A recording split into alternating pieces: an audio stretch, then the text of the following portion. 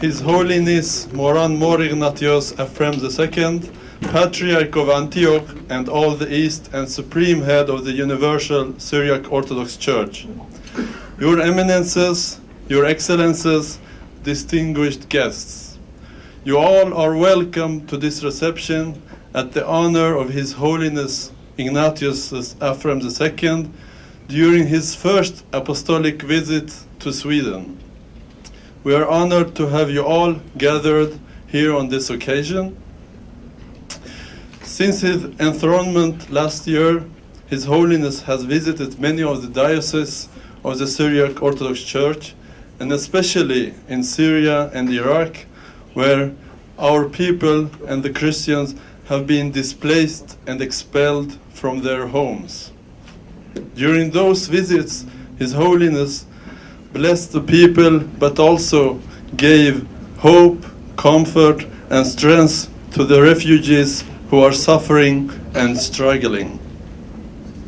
His Holiness' commitment and dedication for the survival of Christians in Middle East have been of great importance for us.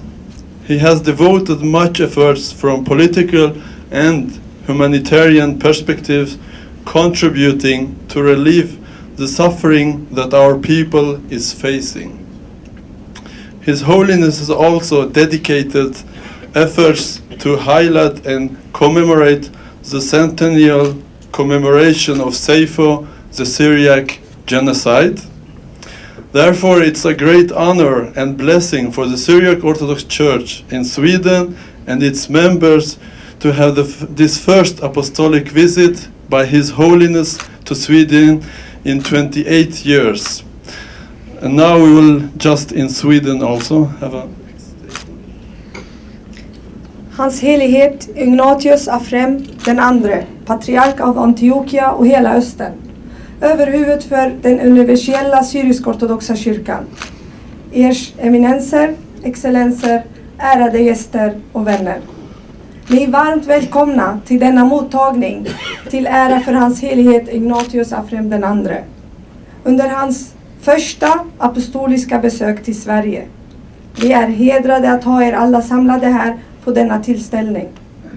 Sedan hans tillträde förra året har hans helighet besökt många av de syrisk-ortodoxa stiften. Och särskilt i Syrien och Irak där kristna har blivit utdrivna från sina hem. Under dessa besök har hans helighet välsignat folket, men också gett hopp, styrka till flyktingar som lider och kämpar. Hans helighets engagemang för kyrkans och de kristnas överlevnad i Mellanöstern har varit av största betydelse. Han har ägnat mycket kraft från politisk och kommunitärt perspektiv och bidragit till att lindra den smärta som vårt folk upplever. Han har också ägnat mycket engagemang till att uppmärksamma och hedra 100-årsminnet av folkmordet Saipho. Vi är hedrade som syrisk-ortodox kyrka att ta emot er här, ers helighet. Varmt välkommen. And now His Holiness will address people gathered, and we would like to hear His Holiness words. Please. Your Eminences, Excellencies, Graces, dear ambassadors, representatives of friends, friendly countries, and representatives of the Parliament, dear friends, distinguished guests, it's my pleasure to greet all of you this afternoon. It's a beautiful afternoon. Now we know that Sweden also gets some beautiful weather from time to time, and I guess God is blessing us. Thank you so much for coming tonight, this evening, so that we may meet, get to know each other, and so that we may have the opportunity to exchange some words. I come to you, I come to Sweden on my first apostolic visit to our church. Yusuf mentioned that it's my first visit in 28 years. Actually, I've been patriarch only 1 year, but it's the first year for a patriarch in 28 years. And I'm happy that I'm coming to visit our church and to meet all of you at this time. At this time, which is quite distinguished in what's happening in our homeland to our people. It makes it even more important to come and to visit the community which is still on the move. Community that started coming and settling in Sweden some 40 years ago. And I believe in a short time, our community has proven to be very viable and has become part of the Swedish society, has integrated very well into the Swedish society, but without losing our culture and our heritage. And I believe this is the example to be followed in other countries too.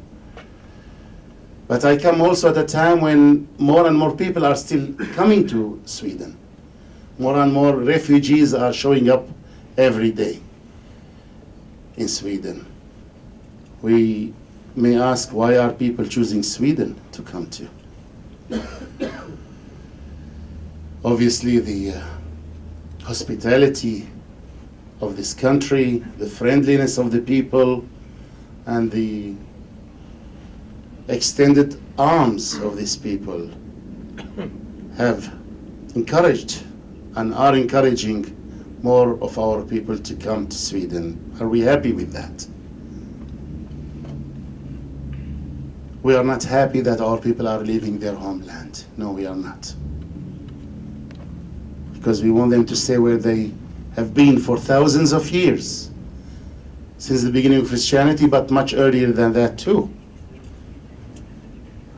We, the Syriac people in our different denominations, we, I believe, built civilization in that part of the world. We contributed to the civilization of the whole world. Our ancestors in Mesopotamia, in Syria, Lebanon and Jordan were pioneers in inventing many things and in transmitting different kinds of knowledge and science to the Arab world and then to Europe. And therefore, for us to be uprooted and forced out of our homeland, we believe is a new genocide that is imposed on us. So we are not happy for our people to leave the homeland, but at the same time, because we cannot guarantee them security, we cannot help them to have a better life, we cannot tell them not to leave either. And that's our dilemma today. And therefore, during our meetings this morning and this afternoon with the Prime Minister and with their Majesties, the King and the Queen, and tomorrow also in the Parliament and with the Foreign Minister, we are going to make the point that Sweden, known for its hospitality and its championing the rights of people, freedoms and liberties, dignity of human beings, Sweden is urged to receive these people and to help them stay here. They have no homes to go to anymore. We have people from Iraq and from Syria who have been here for many years. Where do we want them to go back to? Many of them, their homes have been destroyed, and others have lost all kinds of connections with their homeland, and they have no other place to go to. Therefore, we are going to urge the Swedish government to accept them and to provide the necessary documentation for them to stay. But we are also going to urge the Swedish government, as we are urging other European governments and nations, to help us, those of us who are still there in the homeland, to stay there. There are many of us who do not want to leave. They want to stay despite everything.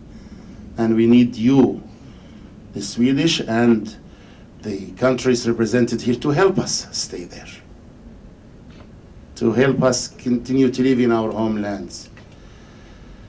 My dear friends, you just heard about the celebrations and the commemorations of the 100 years anniversary of the beginning of Seifo, genocide against our people.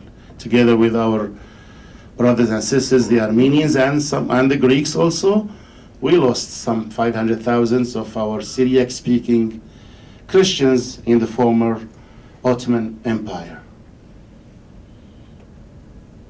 And when we gather to commemorate our martyrs, we do that as part of our healing process and reconciliation with those who are responsible for this genocide.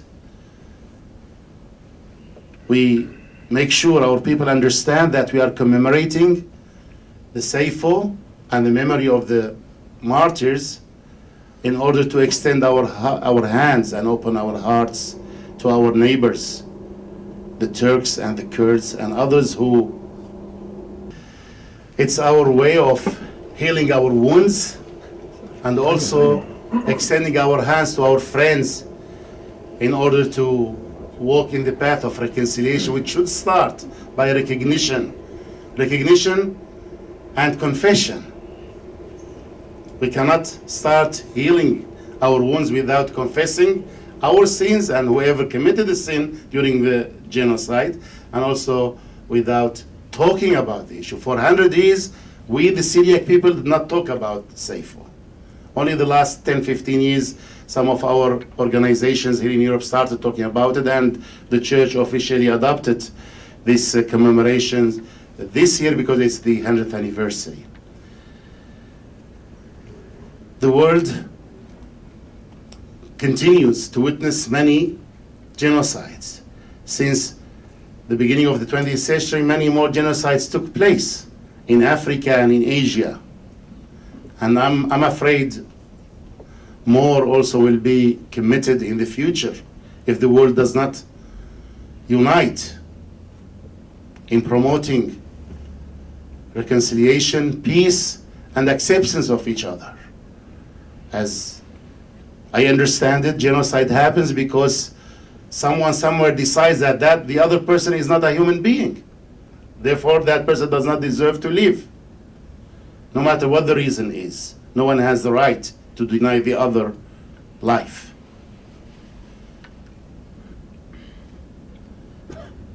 I would like to thank you all for being here this evening.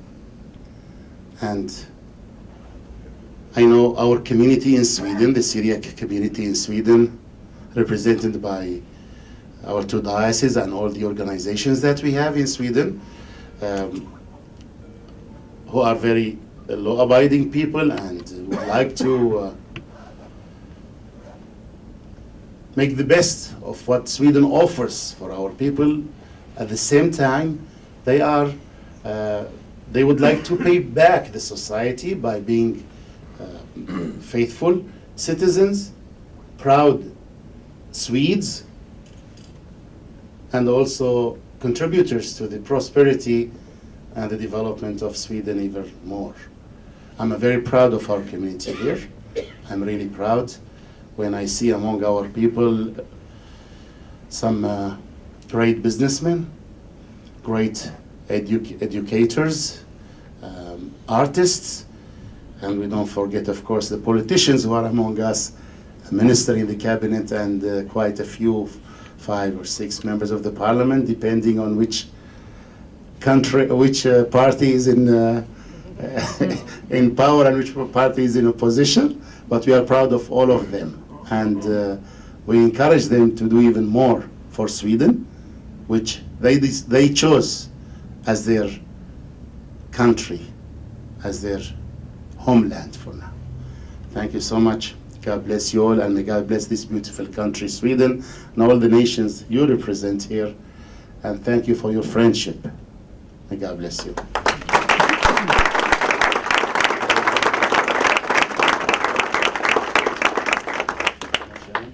don't have a question, but a greeting in front of us all from Her Grace, our Archbishop, who unfortunately not could be here today, but also from me as the bishop, the Lutheran bishop in this diocese. And I will say that we are very happy that you are here, both me and Her Grace the Archbishop, but also because we have been making friends with people in your church for a long time. We pray together, we celebrate together, sometimes in the same room, not always at the same time, but sometimes in the same room. I had the pleasure to be a priest in Sundbyberg when Bishop Szabo and the parish took over one of our churches, and then in Flemingsberg when Bishop Addas started in our church, and now is very ready, I think, with the new church, your own church. You are welcome. Thank you. But we are happy to making friends, and it is another church of Sweden in parishes where many people from your church also is living. And the Archbishop will give you a small gift with a Bible verse on it, and that one you have to read yourself. God bless you. Thank you so much.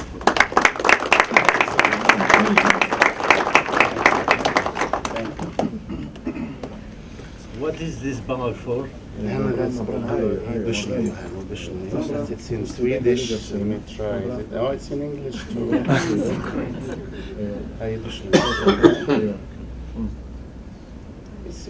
But we have this treasure in jars of clay to show that this all surpassing power is from God and not from us indeed. Thank you. That's from St. Paul's. Thank you so much. Please convey our greetings and gratitude to Her Grace, the Archbishop. Actually, the church in Flemingsberg will be consecrated soon.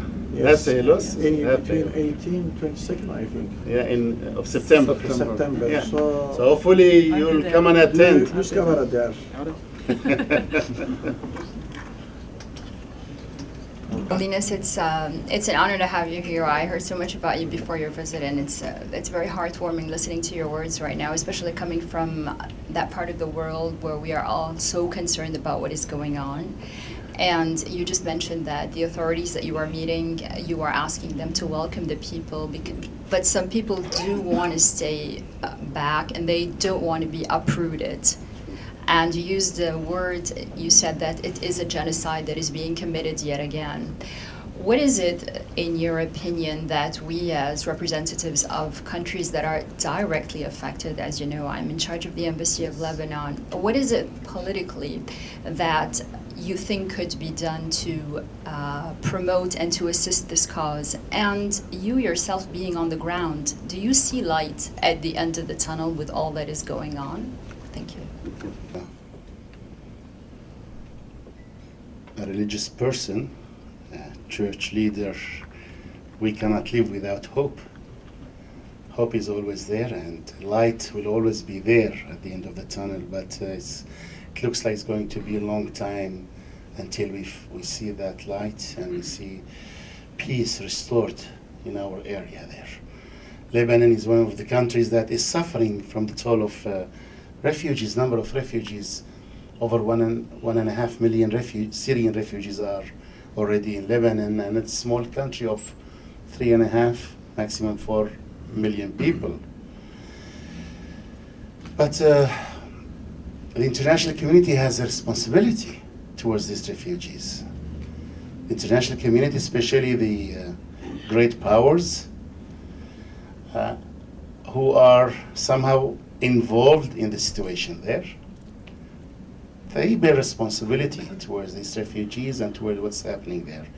Yes, I can confirm that there are many people who do not want to leave their homeland. I was in northern Iraq 4 times last year within 6 months, visiting the refugees there. The first time I went, it was immediately after the invasion of Mosul by Daesh.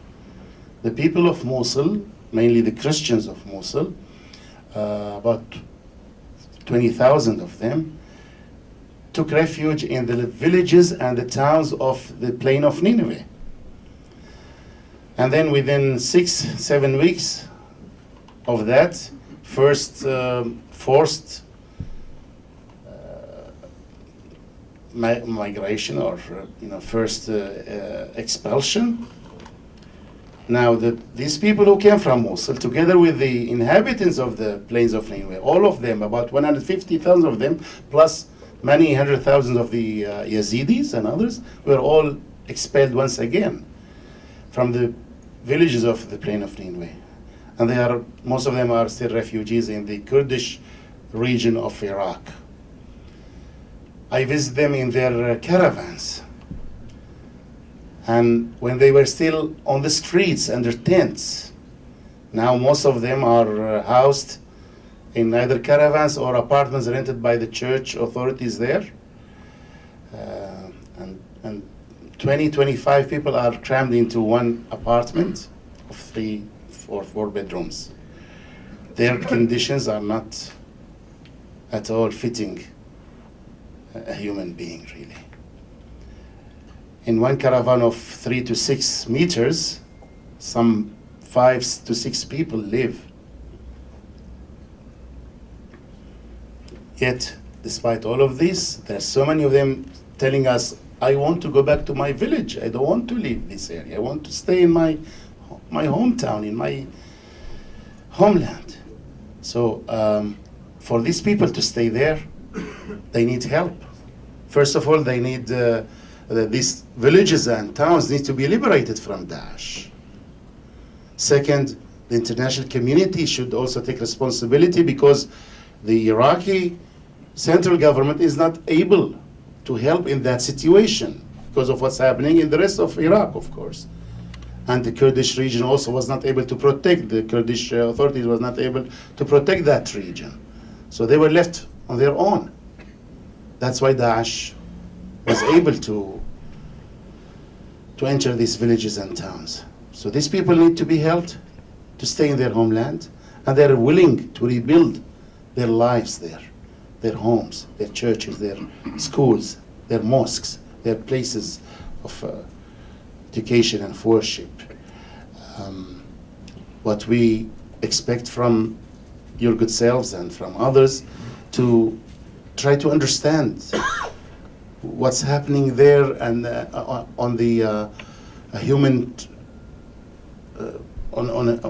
to see the tragedy that's happening there, to see the amount of suffering that's happening there, to think of these people not just as numbers, yet more refugees living this area, going there, but real human beings suffering every day.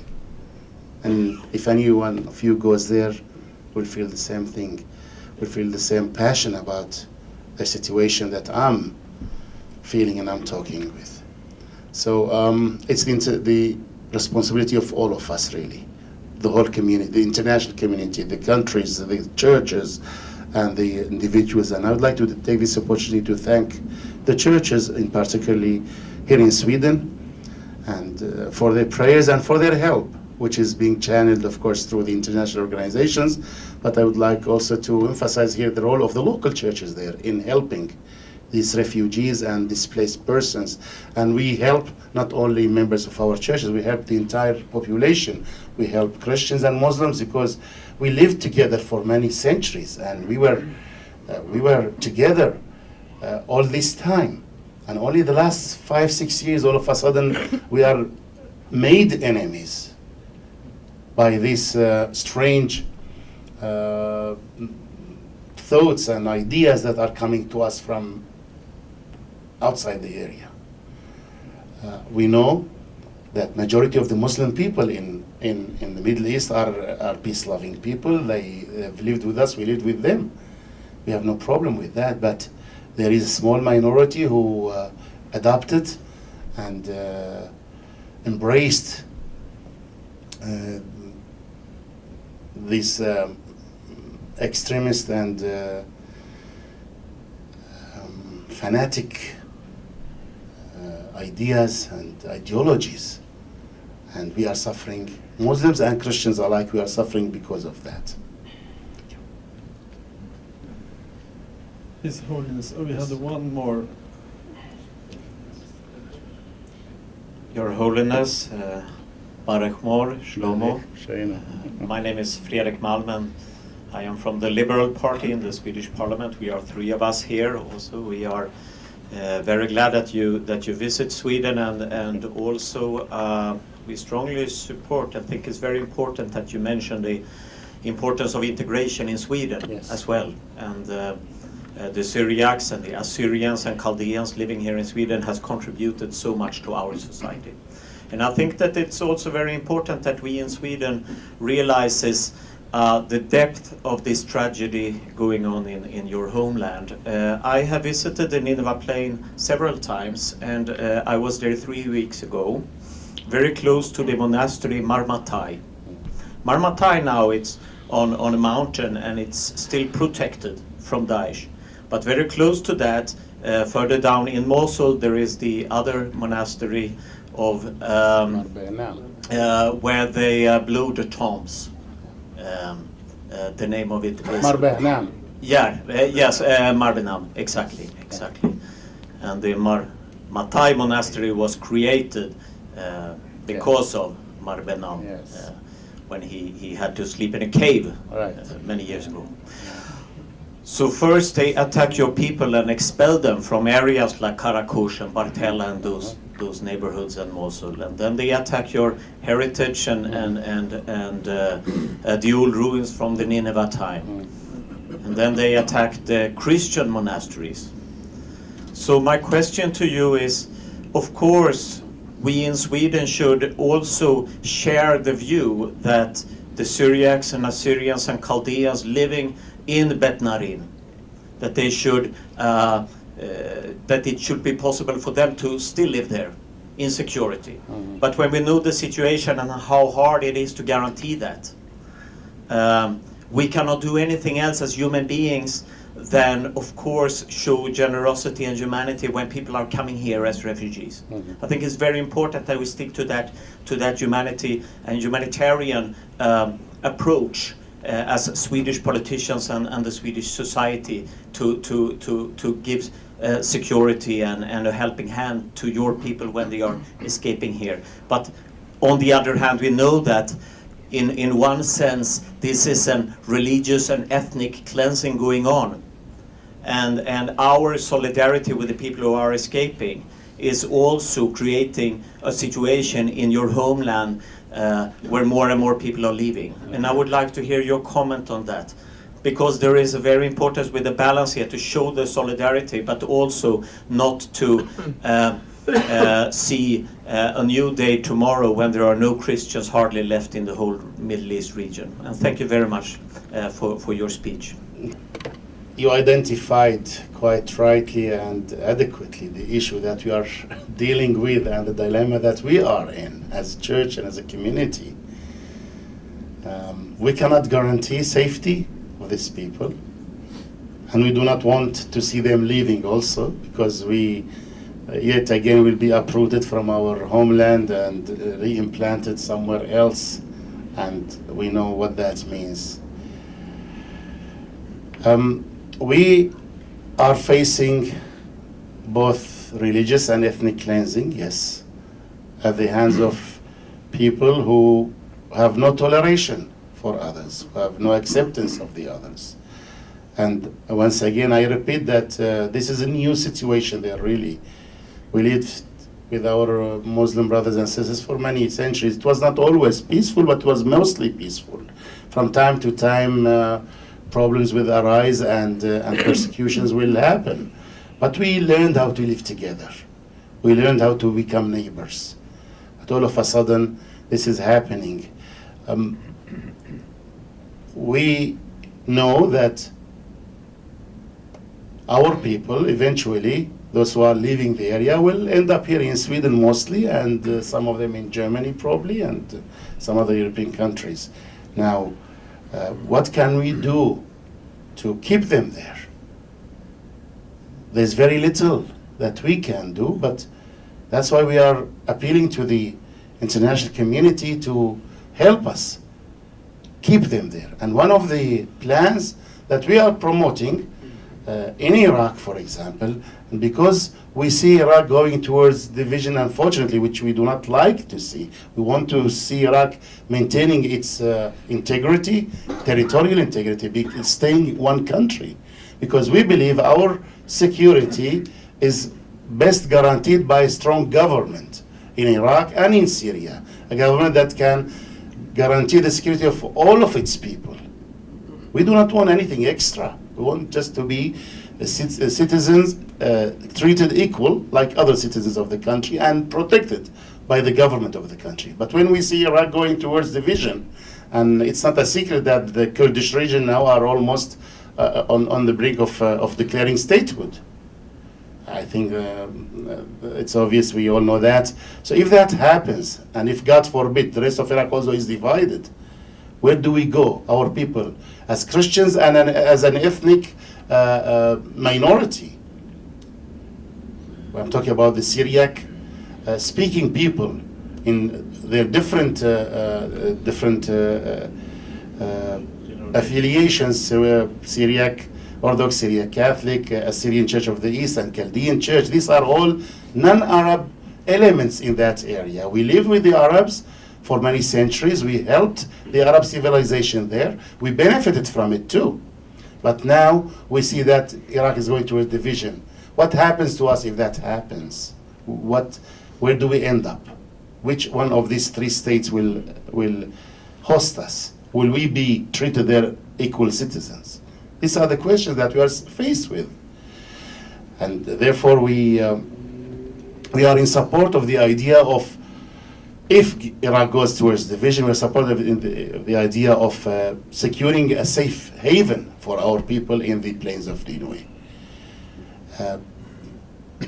Guaranteed or protected by the international community, at least for some time, and until our people in these areas, these villages that you visited and you saw, are able to protect themselves. But again, our hope and our aspiration is that Iraq remains one country, strong country, and Syria remains one country and strong country too. That's the situation there.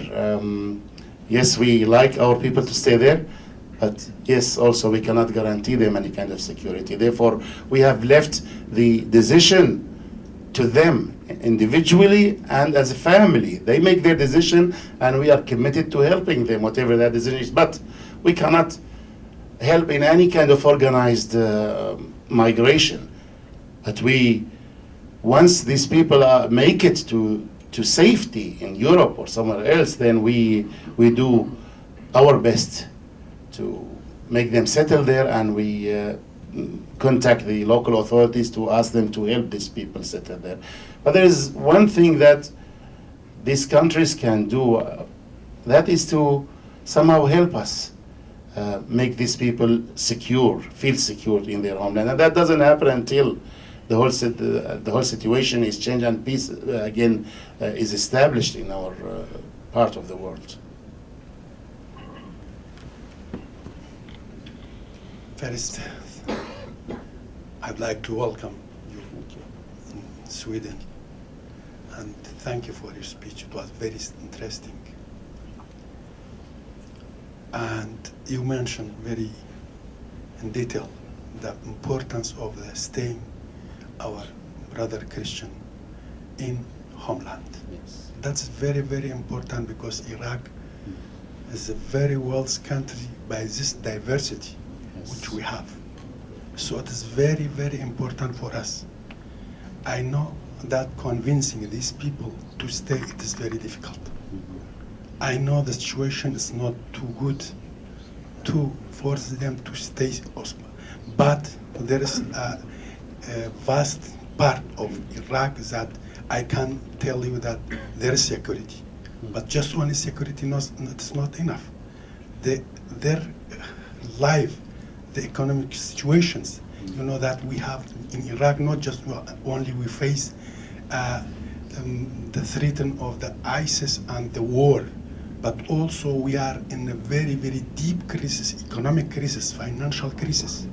So it is very important that when we have any meeting, and I hope that you achieve your goal and your visiting in Sweden, but it's very important also to, when we meet with the authorities in the whole international community, to convince them to extend the economic supports, to make them it's possible in the short term. You know that we need the urgent assistance for the refugees, and I don't say, because we have some refugees from Syria, but we have displaced people. We have more than 2.5 million displaced people in Iraq.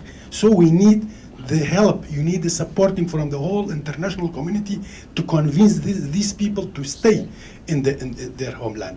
And I hope that we can be able to keep the integrity of Iraq. That's very important, but that's also depend our will and our voluntary to accept each others. Thank you very much. Thank you very much.